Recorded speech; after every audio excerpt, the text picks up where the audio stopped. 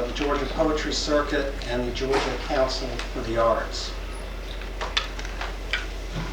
In his essay, The Man Made of Words, the Kiowa author N. Scott Momaday writes that at some point in his life, each person should try to, quote, give himself up to a particular landscape in his experience, to look at it from as many angles as he can, to wonder about it, to dwell upon it. He ought to imagine that he touches it with his hands at every season and listens to the sounds that are made upon it. He ought to imagine the creatures that are there and all the faintest motions of the wind. He ought to recollect the glare of noon and all the colors of dawn and dusk. As the poems in his most recent collection, Messenger, published last year, so convincingly reveal, R.T. Smith has achieved this imaginative and spiritual engagement with the natural world and with the rhythms of humans whose lives are shaped by their contact with that world. And sometimes this engagement accompanies the evocation of place, as in the poem North of Spruce Pine, where the speaker gazes upon the designs cast by, quote, fissures anchored in rock's sheer wall at roadside. At other times, it accompanies an affinity with the animal kingdom, as in the poem The Road Back Home, where the speaker describes the look in the eyes of an injured buck. Some of you may have injured a few bucks on this campus. The eyes of an injured buck stalled on the thin meridian of pain, moments before the speaker mercifully cuts the buck's throat to, quote, ease him over into the other realm beyond life. Or perhaps it's simply the recognition of the natural elegance found in, quote, two tendrils of wisteria, which the speaker of Illumination sees, have scrolled their green fervor into the weave of a wicker deck chair with the delicacy and symmetry of calligraphy. R.T. Smith's poems capture moments of epistemological intensity in which the boundaries that ordinarily separate the observed from the observer seem to blur and disappear. Catherine Strickland Beyer, another poet of the American South, writes that, quote, chief among the pleasures of R.T. Smith's poetry gives us its fierce attention to the textures of this world, the skin of a poppy, the bitter scent of azaleas, peach bits, bright as fireflies on the tongue. Along the same vein, Charles Frazier, author of Cold Mountain, notes that, quote, R.T. Smith's poems are strict and beautiful in the clarity of their language and vision. They attend with heart and mind to the details of place and the remains of our relationship with it. The author of 8 books of poetry, Smith has 2 collections of verse, Trespasser and Hunter-Gatherer, both published in 1996, that were nominated for the Pulitzer Prize in Poetry. His poems have appeared in dozens of journals, from Poetry and the Georgia Review and the Irish Review to the Rolling Stone and the Atlantic Monthly. An accomplished fiction writer as well, Smith is the author of a collection of stories titled Faith, which was published in 1995. And his work as an editor has been equally prodigious. Whether at the prestigious literary journal Shenandoah, where he's been the chief editor since 1995, or as editor of 7 anthologies, he's used his critical eye to identify and promote the work of other writers as well. He's taught at Appalachian State University, Auburn University, where he served as co-editor of the Southern Humanities Review, and Washington and Lee University. He spent much of his childhood in Georgia, he told me this evening, in Griffin, Georgia. And he's also a frequent resident of Ireland, where many of his poems are set. And he visits us tonight from Rockbridge County, Virginia, near Washington and Lee. And I know that you're going to join me in giving R.T. Smith a warm, very welcome.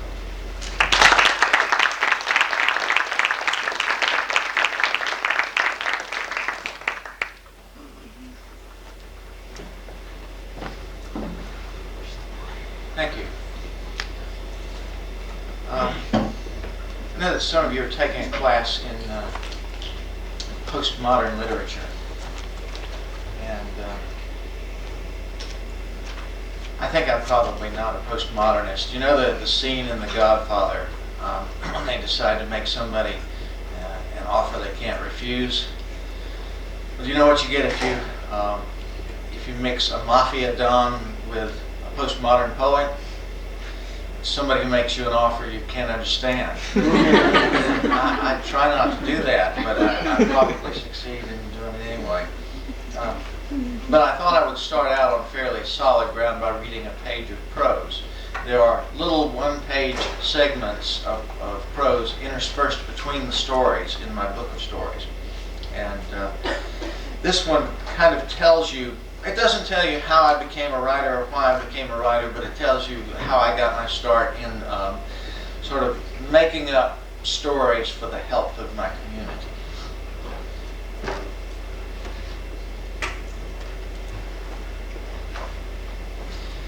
In the green-black shoals of evening, the adults spoke quietly or laughed, etching the air with cigarettes and rattling ice in their drinks. A mockingbird in the stunted chinaberry continued its serenade, and we raced across the cool grass in quest of fireflies. A herd of cars continued to file into the Starlight Drive-In, which faced our house across McIntosh Road, and Father began lining up the metal chairs with clamshell-shaped backs and rust flecking the arms. The bleachery, where most of the neighbors worked at looming, hemming, and binding bath linens, was closed, and the Blue Laws were hours away. I helped Uncle Nick bring around the cedar bucket with its bright cylinder settling into icy slush.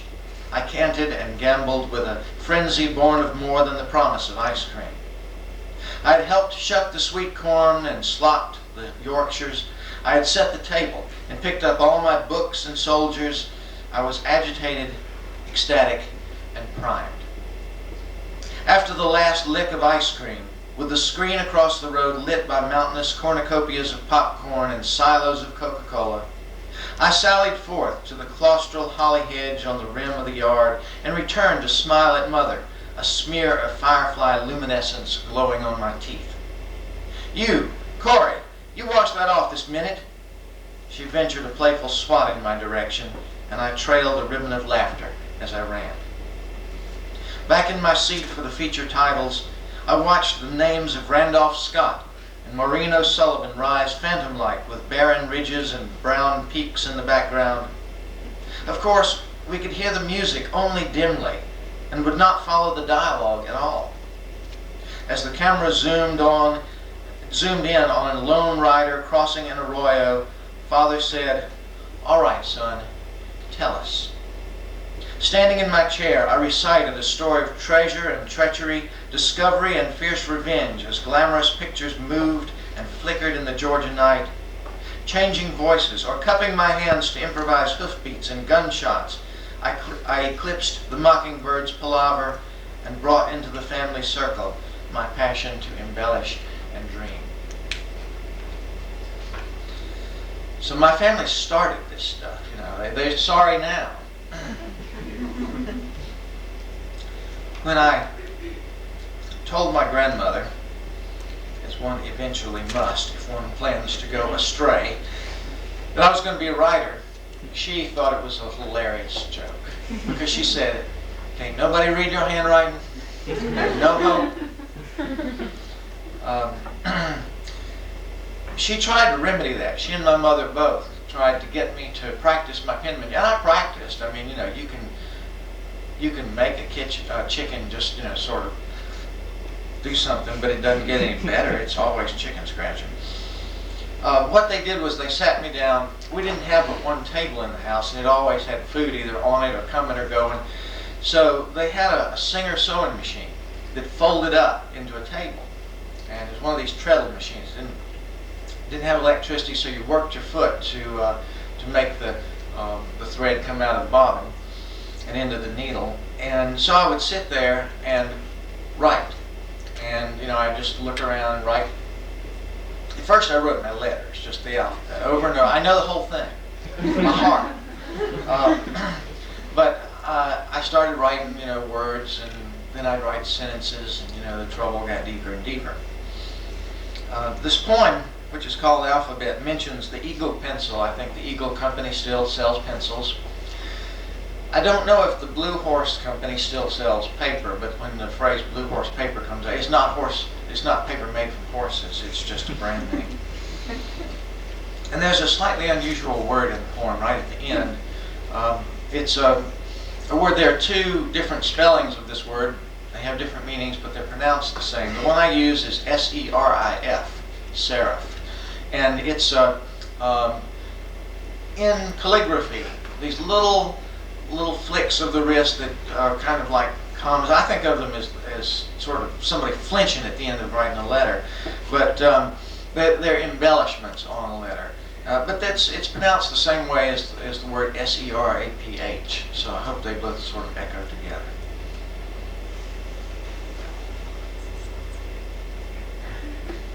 Alphabet. In the sewing room, the mail order singer, with its chrome-rimmed wheel and gleaming needle, was turned under to make a desk while Mother started dinner.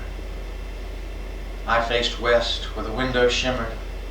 For an hour I rehearsed my letters, spelling everything visible. Zipper and scissors, thimbles and spools. The oval mirror made the wallpaper zinnias flower still further, and a mantel clock held the minutes back. The eagle pencil in my cramped hand scratched fishhook J, or an L, like a needle. Late sunlight glazed the holly leaves silver beyond the peeling sill. While I squinted hard at the Blue Horse paper, the twilight world held perfectly still. When I was finished, each curve and flourish set in disciplined rows, fresh tea with ice appeared at my elbow, the yellow sea of lemon in the tumbler's perfect bow.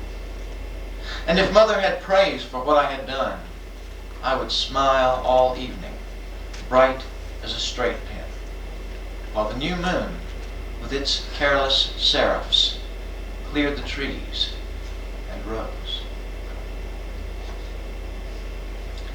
I'm going to drink a lot while I do this thing. You saw me break the seal, so you know it's water. I have a friend in Ireland who will open a fifth of whiskey, and when he breaks that seal, takes the top off, he just throws it away. It's as if, who in the world would stop when there's still whiskey in the bottle? And he said, there's no such thing as a large whiskey. But I have to do this because I underwent really horrific medical treatments last year, which left me with no saliva glands, so I can't spit. I had to quit writing reviews. A few years ago, I was working on a poem about bees and beekeepers, and I had no idea where it was going.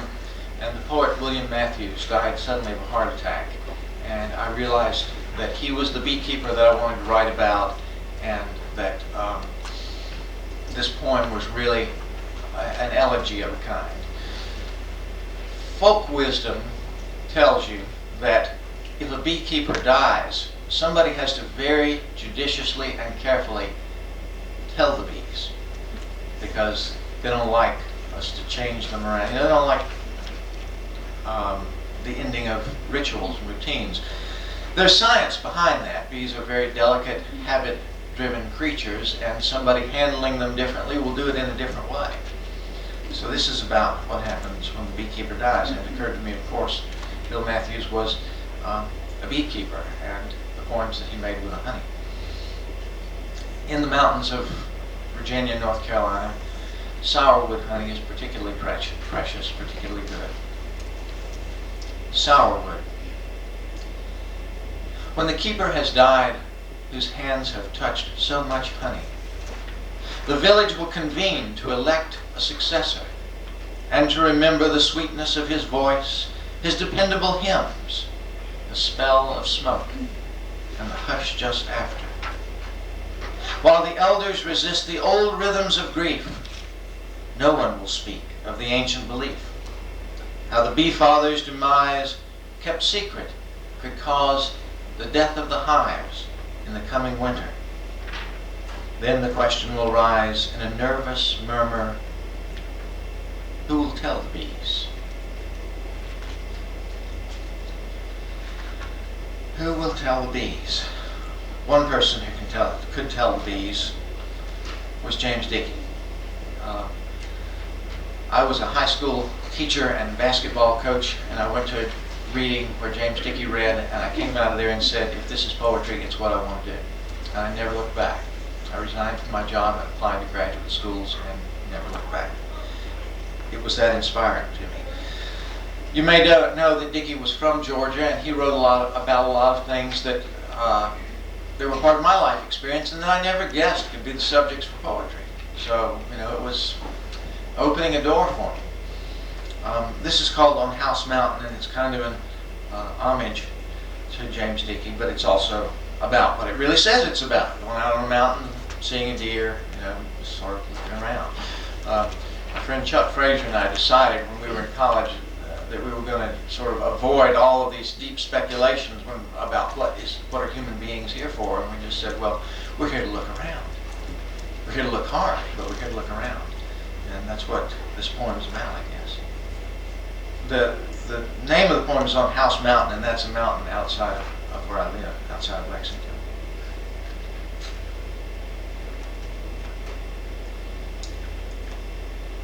Here in the grove of oaks and moonlit mast, I find the scuffed rock beside a shaking cedar where last year I saw the gashed buck bleeding, his amber eye in savage rack.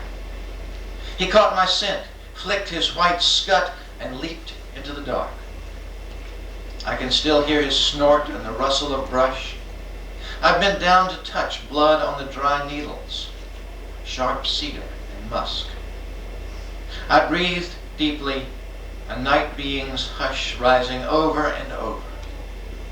I have come here again to honor that deer, whose voice I have stolen for the savor of moss, for acorns and flowers. I would speak to the dark and summon him back, that moonlit loss in the wind's devoutest hour.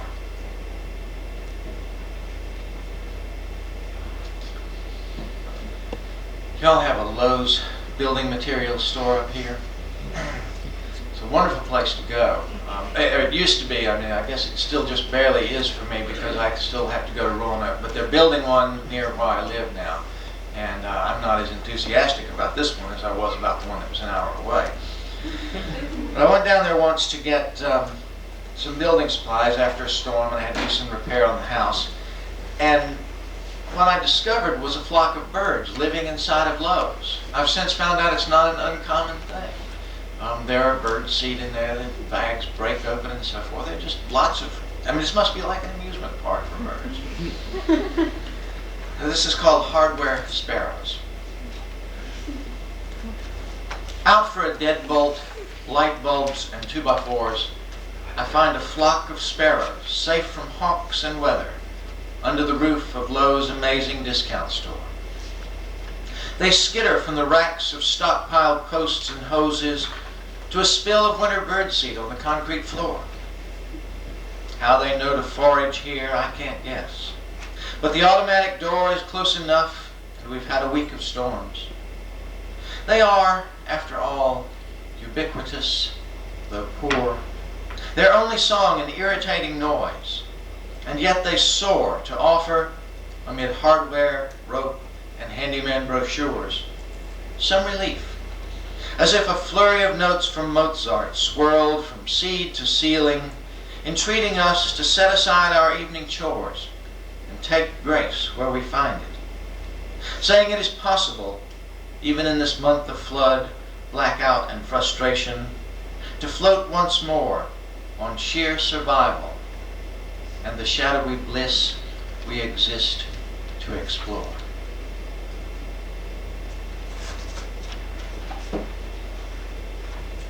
Okay, now I'm going to read some poems from Ireland. Try not to explain them to death before I get to them. First time I went, a friend of mine said, "Some good can come of this. I need you to get me an anniversary present for my wife.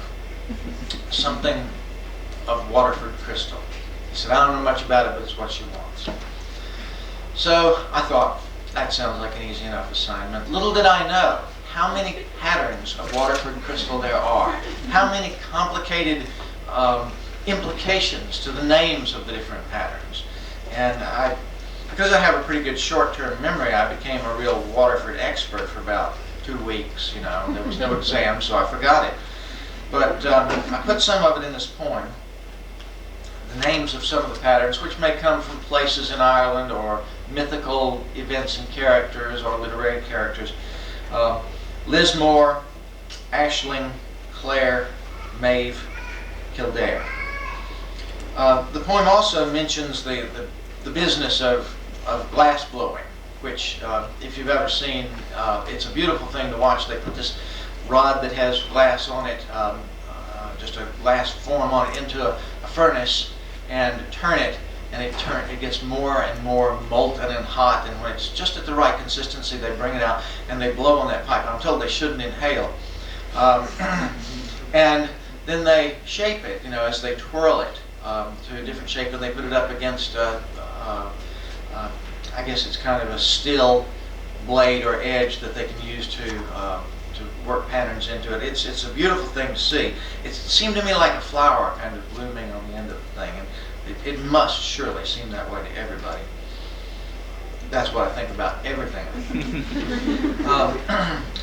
The poem also mentions a few things about Irish history and politics that you may or may not remember. One of them is the famine, which in the 19th century cut the population of Ireland in half. A lot of people starved to death. A lot of people died of cholera, which usually follows a famine, and a lot of others immigrated. If you know people named O something or Mac something, that's one of the reasons, is the famine. Also, there are, despite the peace process and the truces and all of that, still murders, assassinations in Ireland. Fortunately, a lot fewer than there were when I wrote this poem. One of the things that has happened recently, you would think it's hard to find something good to come out of the terrorist attacks of September, but a lot of the military, paramilitary, they call them paramilitary, but when people have guns and uniforms and shoot at people, that's military to me.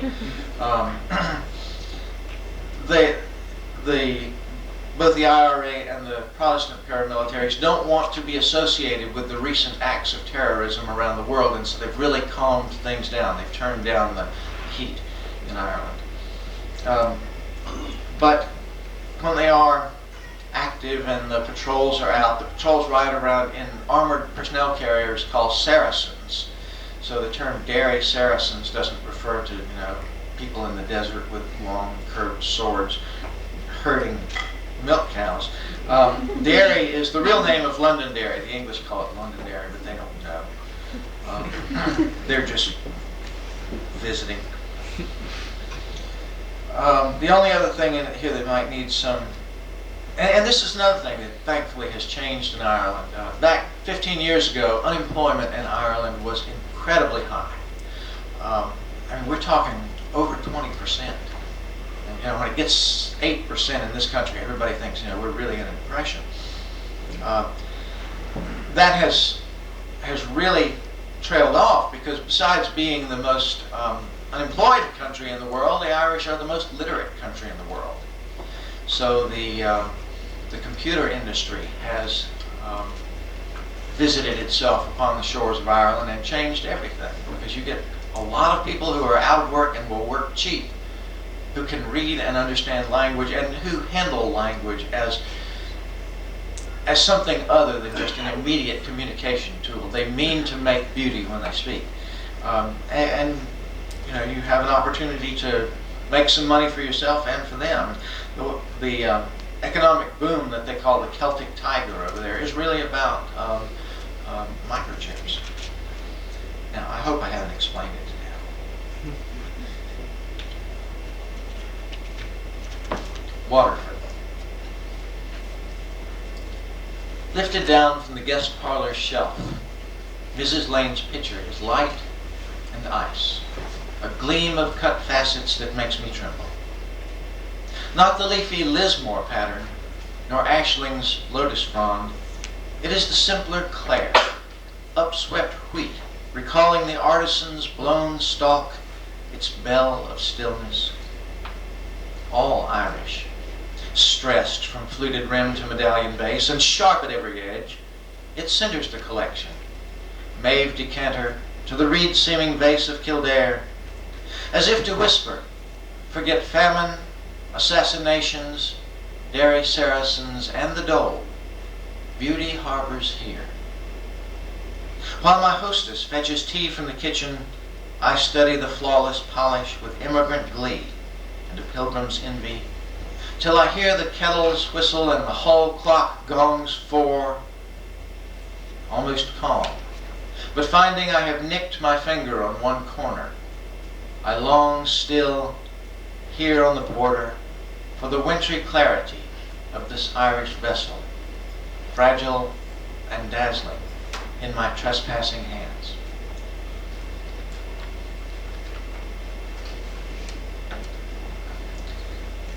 A poem that Jim quoted a little bit from his very kind introduction. It's always nice to hear somebody's on to what you're up to. I think the less positive read on it is that I'm out there appropriating landscapes and something colonial in all this, but I hope not. The poem is Illumination, and illumination means to be filled with light, but it is also the name of the kind of embellishment around the edges of manuscripts that the medieval monks copied before there was a printing press and the books were done by hand, and the Bible had to be copied over and over and over. Now, if you're a monk in a monastery, in the scriptorium, which is the script-making room, you're not allowed to make things up and embellish. You can't, extemporize and say, and then Jesus said, well, what I'd like for him to say. Jesus said, so it's rote, it's mechanical. You could go crazy. That's assuming that monks aren't already crazy. So what they did to amuse themselves, and also I think to add their 2 bits to what was there, was to draw these magnificent foliage and animal borders around the text, so that you get the tame, very ecclesiastical, orderly Latin in the text, but around it you get this pagan wildness. And it is the intersection between the outside, the wildness, and the things that are within the pale, in this case the scripture. That's what I'm interested in about the world, where the raw and the wrought intersect. Not interested in where they don't have contact with each other. I was sitting out on my deck, which has very regular rails, and I think the carpenter actually measured. There's equal distance apart, but there is a wisteria that has twined itself all in between them, and it's anything but regular, anything but predictable. And I thought, well, this is kind of like those manuscripts. So that was one thing that made me think about this poem, which is a wee poem. But the other thing is that one little tendril of the wisteria had come out and started weaving itself into the wicker deck chair. And I thought, well, these are made out of the same thing. This is family business. Because I snipped it off and pulled my chair back. So this is, I think, one of the main motivations that I have for writing, to get the wild and the ceremonial together and see how they behave in each other's company. Illumination. As if some monk, bored in the cold scriptorium, had let his quill wander from the morning gospel. 2 tendrils of wisteria have scrolled their green fervor into the weave of a wicker deck chair to whisper with each spiral, every sweet leaf and dew sparkle, brother, come with us, come home.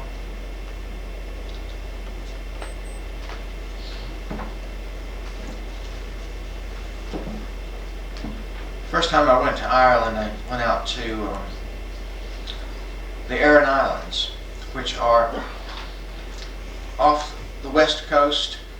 They're a part of Ireland where Irish is still spoken. Now, a lot of people think that Irish is just an accent. Don't know it's a language. It's one of the Gaelic languages, along with Scots and Manx, which we really don't have much of anymore, Galician, Breton, Welsh, which nobody can pronounce, and stay on this side of sanity. I'm headed to Wales this summer, and I don't expect to be able to say these words at all. But here's a sample of how Irish the language sounds. I'm Shishle Adel Horehigne Yerda, a Kema Don Gwina Nwira Dos Glisa Harapicha Kreas Grave Varfunamante. That's part of a poem by Seamus Heaney. So it's not just English with an accent. And it endures out there. That's one of the places that young Irish students go to have an intensive practicum in Irish language, which they have to take all the way through school. And I'm sure after they've been there a couple of weeks, they can say it a lot better than I can. I was going out there on a historical day in sports. The Republic of Ireland and the North of Ireland were playing in a soccer match. And if the Republic won or tied, they got to go to Italy to the World Cup.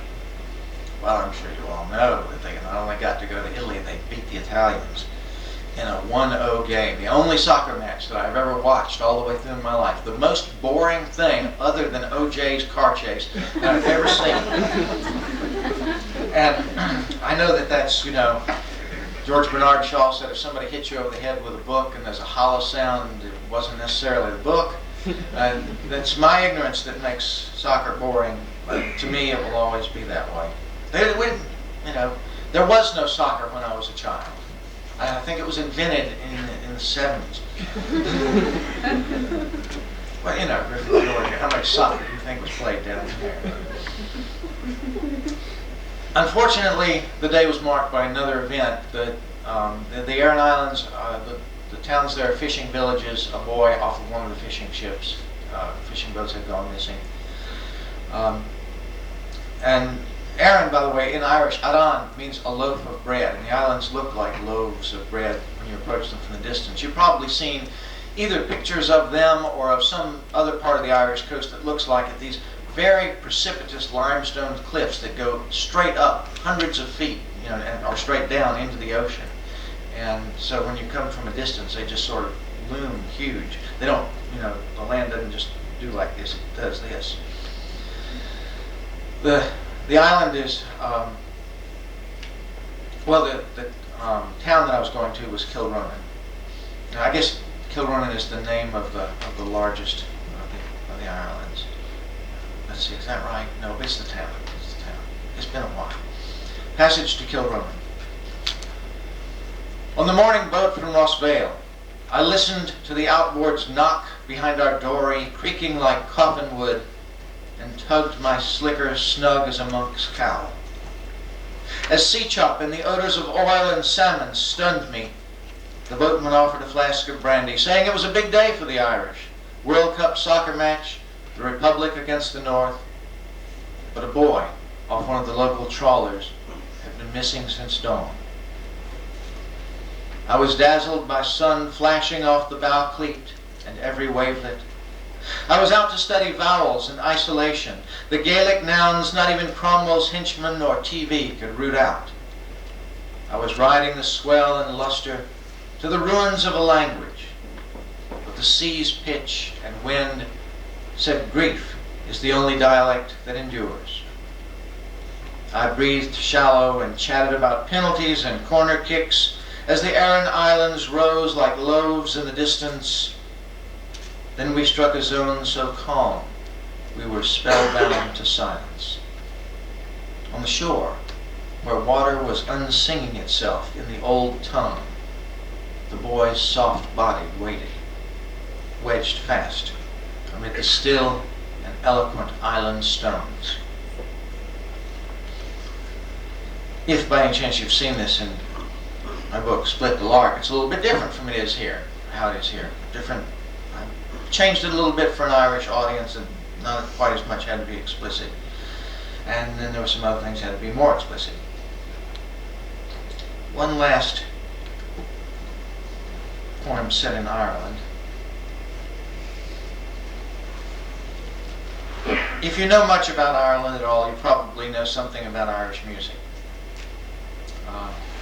it's all the rage now. I mean, even Enya is Irish, you know.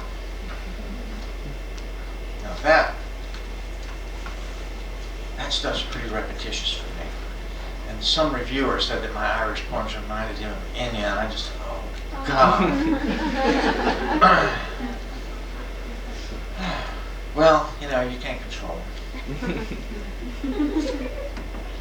There's a kind of Irish singing called lilting that was done mostly, it has its roots in a time when Irish people had to sneak their music. The priests didn't want them to play their music and tried to destroy the instruments because the music made the English angry, and the English were over there and killing the Irish anyway, and they would just work up their killing frenzies whenever they encountered something that that made them think more of how different the Irish were from them. And so this, if you didn't have instruments and you could sort of sing, the closest thing we have to lilting in America is scat singing, you know, where you use your voice as an instrument and you sing syllables, but they don't make lexical sense, but they certainly make sense.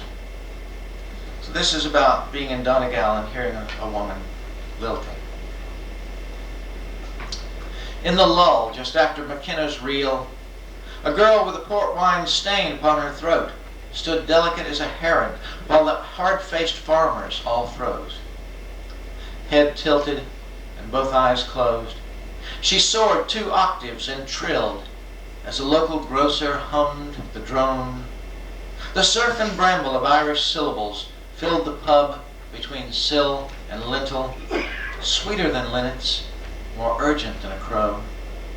And the scent of raw lavender was anchored in it, thrifty and radiant as a mouse's clean bones. Not even the barman dared clink a glass, and every villager listened as her wordless notes shivered, then rose. A century ago, on winter nights like this, to the tune of no instrument but such a supple tongue, 24 outlaw couples in a shuttered room whirled and shuffled to defy the priests who banned the flutes and smashed every fiddle on a stone. Within the hushed moment before chat and porter could once again flow, she held every eye with the weary glow of a wilting lily. And the wind outside was talking treason, quiet as woodbine embroidering a trellis, or native moss softening the nest of a heron just after she's flown.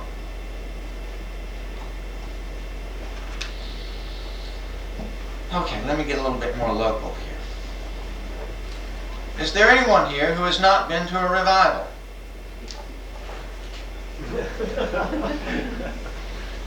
Get the hints. I mean, you gotta go there. You won't forget it.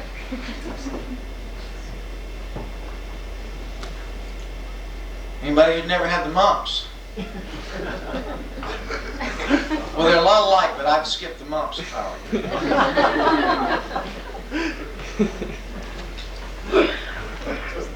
I was raised as a ping pong ball between the Baptist and the Catholic Church, and I'm still a little dizzy.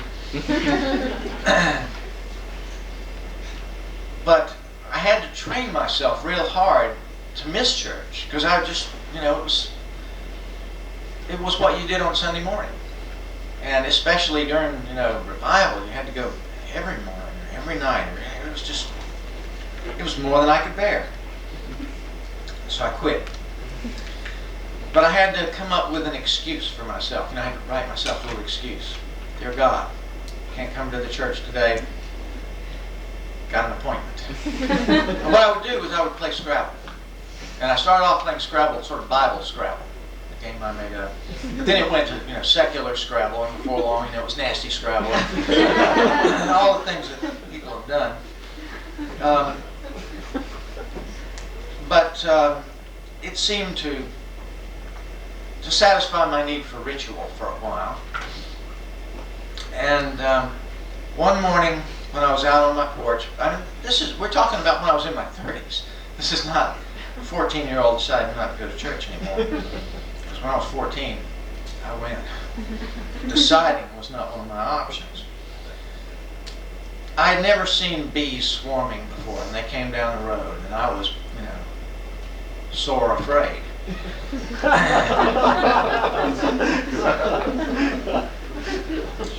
And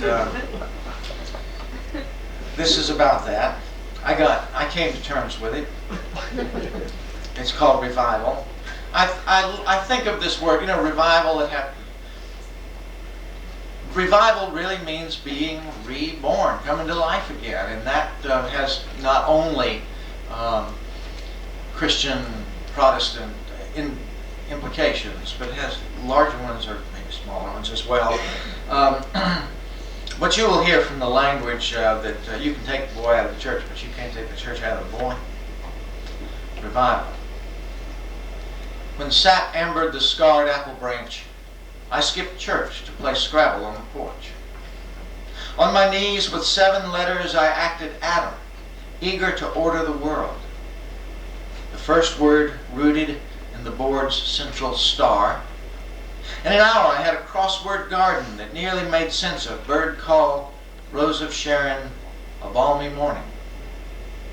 When an engine droning down the road became a dark flurry circling, then bent a sapling's limb, I was afraid. It was bees, 6 million tempers shaping a pendant's glitter around a banished queen. I tried to spell them into oblivion, to tame manic to man, and transform ape to rapture.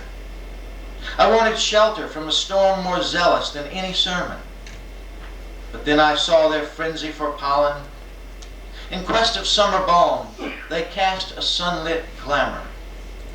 Too busy and spellbound for stinging, the colony was offering me their psalm. First time ever I had been ready to hear their rhapsody, to see them rise and swarm. I have to get another book.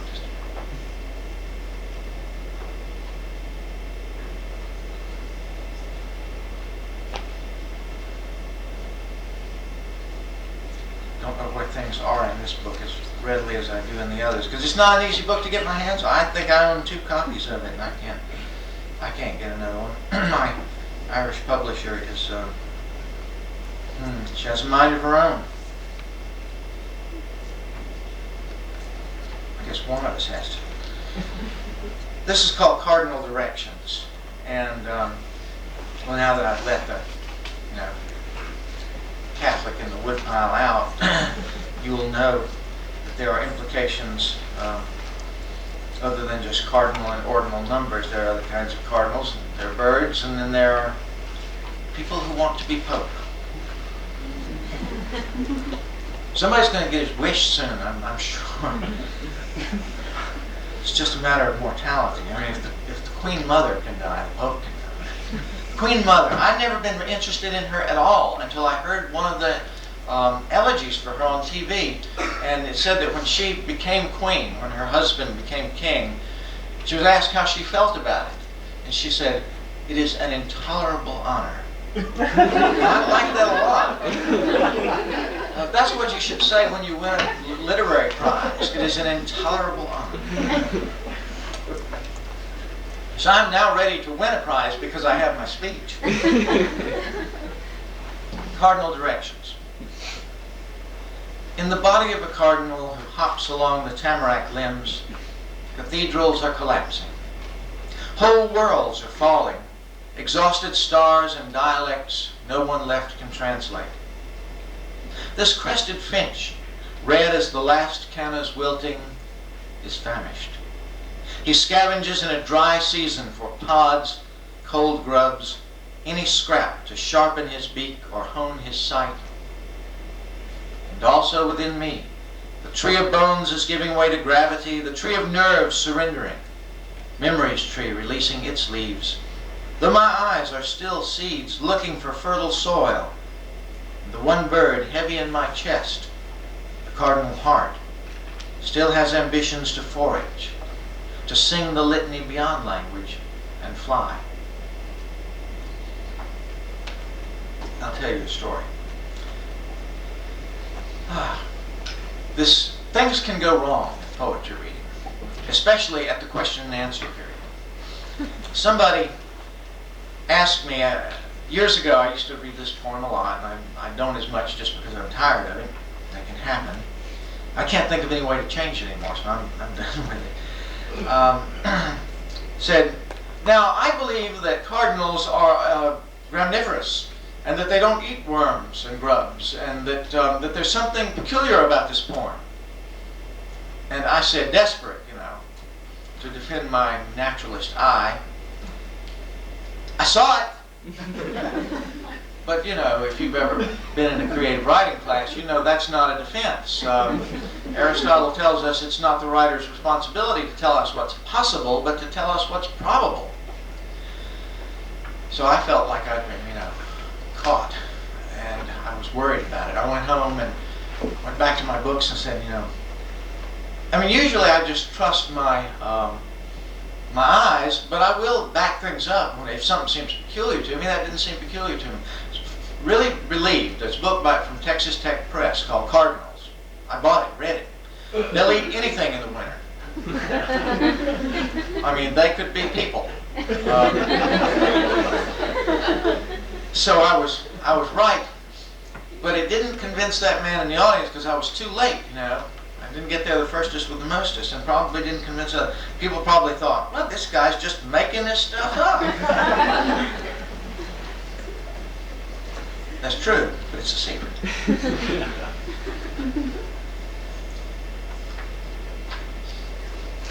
When I was in graduate school, I guess I should warn you, there are 3 poems left. It's a terrible death to be talked to death, and I'm going to try not to make any victims tonight. I got to know Merle Watson, Doc Watson's son. Does anybody know who Doc Watson is? That's very important. Find out tonight. Can't go to bed without. I'll tell you, but I can only tell you. You need to know in better ways than that. He's a guitar player and singer. Sort of one of the leaders of the folk revival and the bluegrass singer. When Segovia, the Spanish guitarist, died, one of my friends called me and said, Doc Watson's the best now. I got to know his son Merle, who was tragically, in some ways comically too, killed in a tractor accident at night because he'd been entertaining himself with pharmaceuticals foreign to the human body. But Doc still goes around and sings and picks. And he came to Lexington 2 years ago for an outdoor concert. And the cicadas were going crazy in the trees. And you know how redundant that sounded, and on and on and on and on. And he said something about it. I thought, well, that needs to be a poem. It is a poem, but people want more than that line, so I'll have to make some stuff up. What he said was, I wish they'd quit tuning and play. And the redundancy of the cicada song made me think this needs to be in a form that repeats itself. So I thought, what is the most neurotic form I know of? And it's the villanelle. Because there are 2 lines in the villanelle that come up again and again and again. They come up early in the poem. They come up, one of them is in every stanza of the poem, and they come up again as the last 2 lines. Only the French could have thought of this. And the rhymes, well, these 2 lines that come up again and again have to rhyme with each other. And every line in the poem has to rhyme either with them or with one other sound. So this is kind of language gymnastics.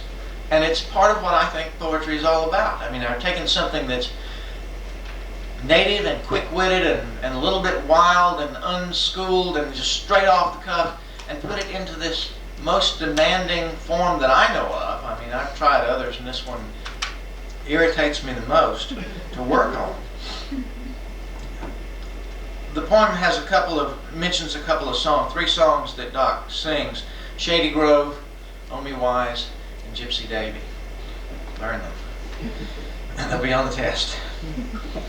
It also mentions a kind of singing that it comes from Cajuns. It's called a shivaree. And a shivaree it must be a fun song to participate in, but not a fun one to listen to, because It's noise that the wedding party makes outside of the honeymoon boudoir while the honeymoon couple is trying to attend to their most immediate business, to sort of irritate and interrupt them. You know, they bang pots and pans together. It's a serenade that's not really a serenade. Okay, all that said, here's the poem. It'll be over in a minute. Doc Watson on the Cicada concert. They seem to think they have something to say. Those locusts high in your circle of pines, I wish they'd get tired of tuning and play.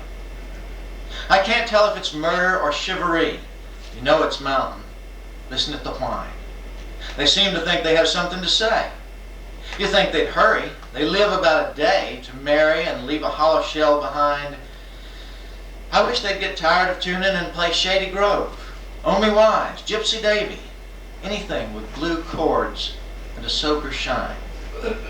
They seem to think they have something to say about life's sweet desperation, the way they hover, praying while they die and dine. I wish they'd get tired of tuning and play a ghost song or ballad. If you ask me, an old-time melody's not that hard to find. They seem to think they have something to say. I wish they'd get tired of tuning and play.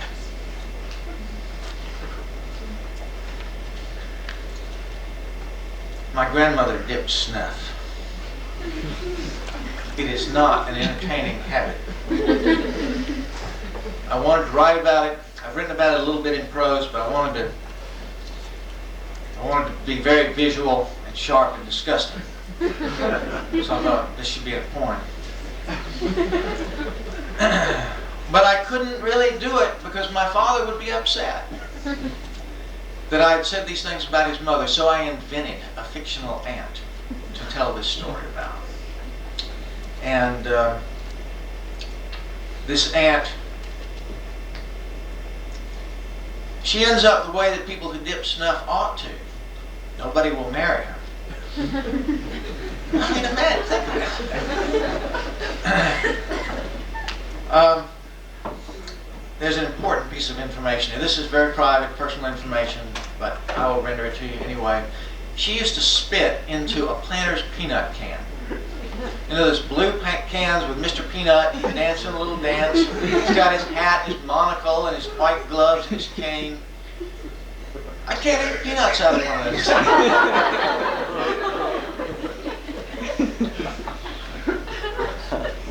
They had to be put in a bowl for me. The can has to be kept out of sight.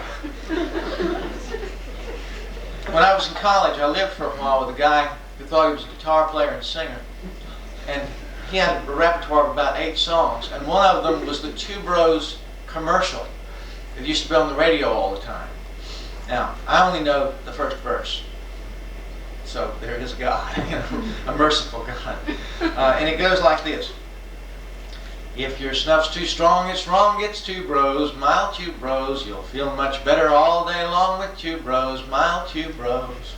This will be in the poem. It's a very learned piece. It also quotes from the song, Silver Pins and Golden Needles Will Not Mend This Heart of Mine, which you probably have heard. Now, you know, it says it's about Aunt Edna, but it's really about my grandmother. But it's in the sort of timeless world of literature, it's about Aunt Edna. Two Bros. In spats and monocle, Mr. Goober danced across the blue tin of a Planters peanut can. Aunt Edna's rocker kept a cradle's cadence, while the shortwave evangelist ranted, "Repent your sins or pay the fiery price." This was Griffin, Georgia, the 50s, a farm with acres of snakes and corn. Her voice would quaver, "Silver pins and golden needles will not mend this heart of mine." She'd spit a golden amber into the cess of her rusting can and never missed while Ike was putting in the White House and snuff was handy. The top hat and cane of the jigging peanut man said, "Undertaker," to anyone in Spalding County. "The rapture is close at hand," the media preacher crooned. "If your snuff's too strong, it's wrong, get Two Bros, mild Two Bros, she cooed to morning birds courting beyond the shrubs. A dew of filthy honey on her lip eclipsed the waning moon, and she spoke again of summer and longing and love with a lonesome voice that never lured from cover a single country dove.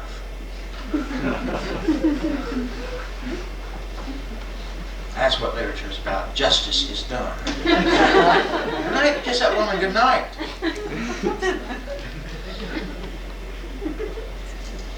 I will admit it went through my mind when she died. You know, they had the viewing and everybody had to go up and kiss her. I thought, well, there won't be any snuff.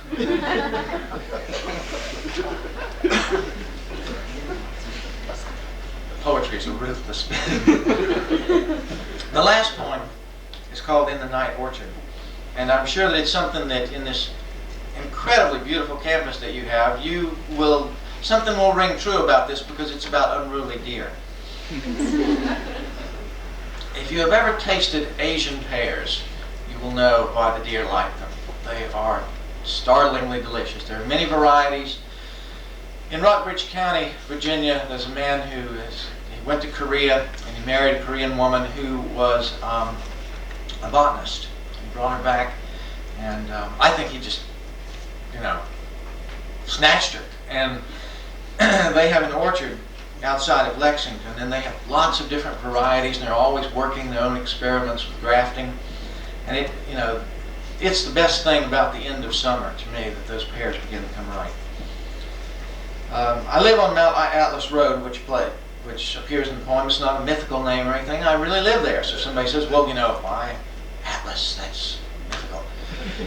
Well, it is, but that's not the only reason. It's in a poem of the Garden of Eden, so I, paid homage to both our Hebrew and our Greco-Roman traditions.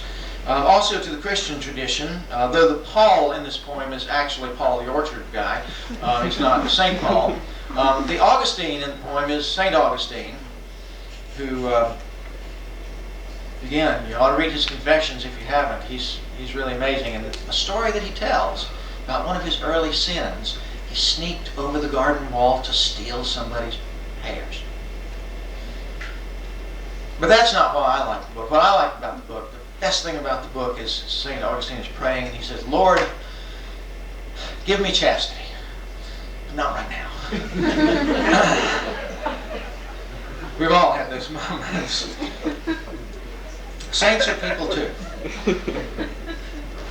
I think that's all that needs to be sort of foregrounded in the poem. I really appreciate y'all coming tonight. You've been attentive, and nobody threw anything. I always appreciate that. The goal of a poetry reading is no casualties, as opposed to a poetry workshop where the goal is no survivors.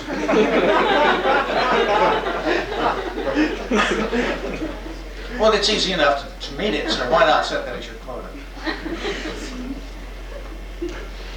In the Night Orchard. I know, because Paul has told me 100 times, that the deer gliding tonight through tangleweed and trash wood, then bounding across Mount Atlas Road, are after his pears. And who could blame them? On the threshold of autumn, the Asian imports, more amazing than any Seckel or indigenous apple, start to ripen. Then a passing crow will peck one open. That's when the whitetails who bed and gather beyond Matson's pasture will catch the scent and begin to stir. It's a dry time, and they go slowly mad for sweetness. No fence can stop them. The farmers like Paul will admit it starts in hunger, but how suddenly need goes to frenzy and sheer plunder.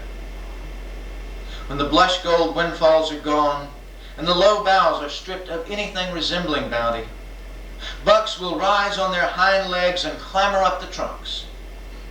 Last week, Cecil Emore found one strangled in a fork, his twisted antlers tangled, as if some hunter had hung him there to cure. We all remember what it's like, this driven season, this delirium for something not yet given a name. But the world turns us practical, tames us to yearn for milder pleasures. For Augustine, it was actual pears that brought him out of the shadows and over a wall. For Eve, the secret inside what we now say was an apple. Others have given up safety for less. And I wonder, catching an 8-point buck outlined on the ridge amid spruce, if it's this moonstruck nature that renders the ruminants beautiful, or if we stalk them out of envy, not for the grace of their gliding, but for the unadorned instinct that draws them after dark into trespass and the need to ruin the sweetest thing they have ever known. Thank you.